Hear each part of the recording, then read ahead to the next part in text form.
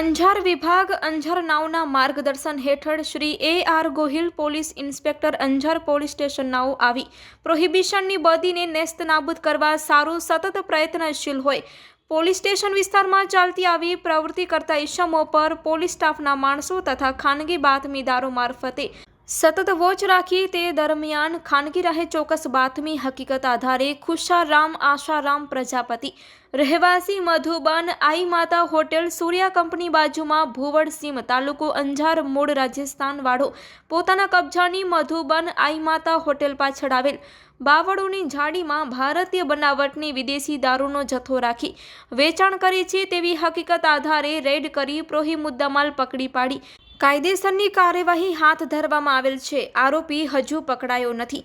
તેમની પાસેથી કુલ કિંમત ₹44,662નો મુદ્દામાલ કબજે કરવામાં આવ્યો છે।